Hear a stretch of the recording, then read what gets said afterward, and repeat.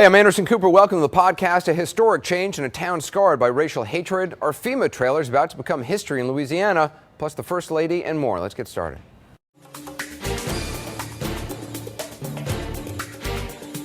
Something extraordinary happened this week in Mississippi, in a town remembered for one of the ugliest chapters of the civil rights movement. For the first time in history, Philadelphia, Mississippi elected an African-American mayor. His name is James Young, and you're going to hear his amazing story in just a moment. For many, just the mention of the town's name brings back memories of three young men, James Chaney, Andrew Goodman, and Michael Schwerner. In 1964, the three civil rights workers were ambushed and murdered. They were buried in a shallow grave. It took decades, but a former Ku Klux Klan member was finally convicted for masterminding the killings. Now, for Philadelphia, as for Mississippi, much has changed since then, but perhaps not everything. Back in 2005, I spoke to Harlan Major. He was once the mayor of Philadelphia, and as you'll see, he believed, even then, that the Ku Klux Klan did a lot of good. Here's some of my interview. Take a look. Why do you believe the Ku Klux Klan at any time in their history was a peaceful organization and did a lot of good? Because if there was anybody in the community or the neighbors that would not take care of the family, too sorry to work, or waste their money and not take care of the wife and their children, the Klan would pay them a visit. If there was somebody in the neighborhood that was messing around somebody's house with somebody else's wife, the Klan would pay them a visit. And they visited more white people and they whipped more white people than they did black people. And this was, like I said, in the 30s. Are you kidding? You were a twice elected official.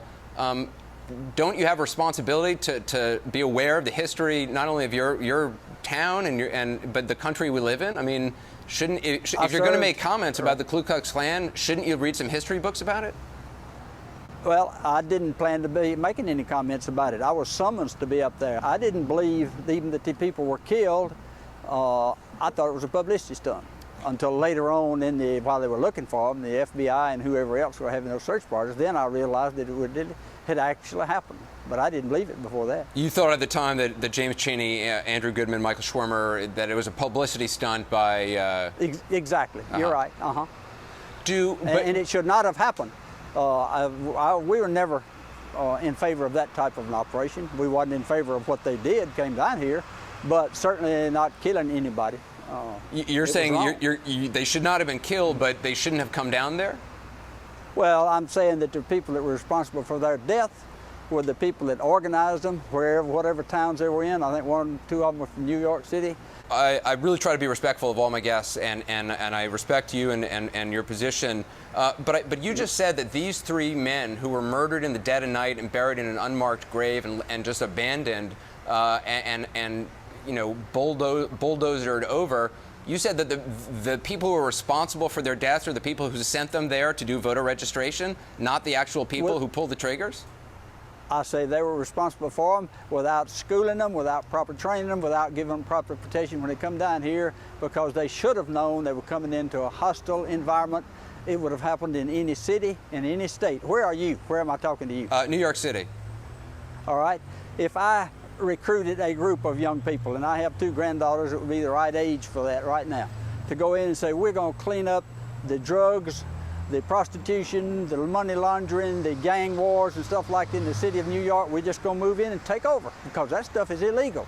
And it was when I was up there in the military. Do you think we'd see the sunrise the next morning if we went in there forcibly changing that? Sir, it's just sad that in this day and age, you're comparing people who came down to try to help African Americans who are living in your community and have been there for hundreds of years, people who had the right to vote and couldn't vote and weren't being allowed to vote and weren't being allowed to sit at lunch counters. You're comparing people who came down to help those people to someone like trying to root out drug dealers and killers and rapists? No, I'm comparing the situation.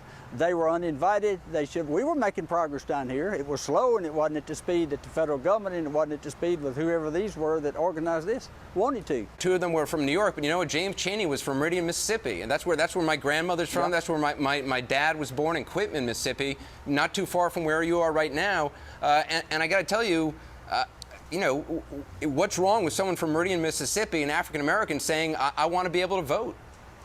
Not anything wrong with it as far as I'm concerned. The timing was bad, and we were more or less invaded. When was the right timing to give African Americans the vote? I don't have the answer to that question.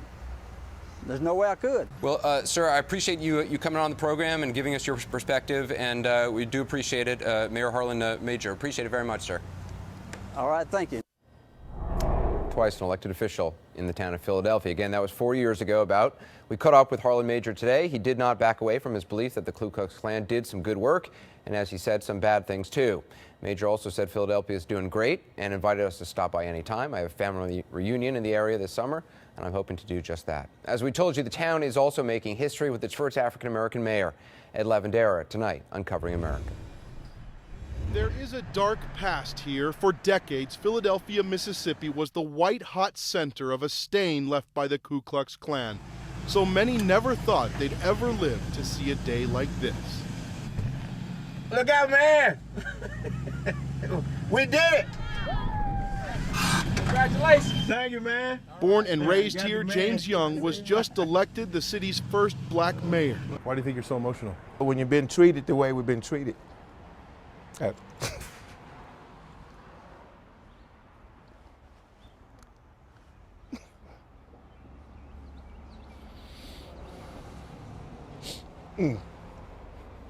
Excuse me.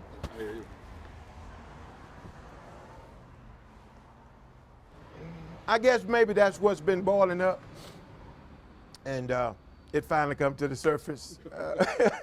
An angry boil that infamously began 45 years ago. Jim Prince runs the local newspaper. Philadelphia, I am resolved, will always be connected to what happened here in 1964. That year, 3 civil rights workers were murdered driving down a country road. The savage attacks were a defining moment of the civil rights era and immortalized in the movie Mississippi Burning.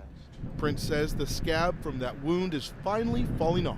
This city is 55% white, so the fact that Philadelphia, Mississippi, with its notorious past, could elect a black man as mayor, it might be time to quit picking on Philadelphia, Mississippi. I can't believe it. I said, who would have thought a little country boy like me would be mayor of Philadelphia, Mississippi in '09. I couldn't even wrote that in a fairy tale. Hey, how you doing, man? As for James Young, he says he won by shaking hands and knocking on doors, but he only beat the white incumbent candidate by 46 votes.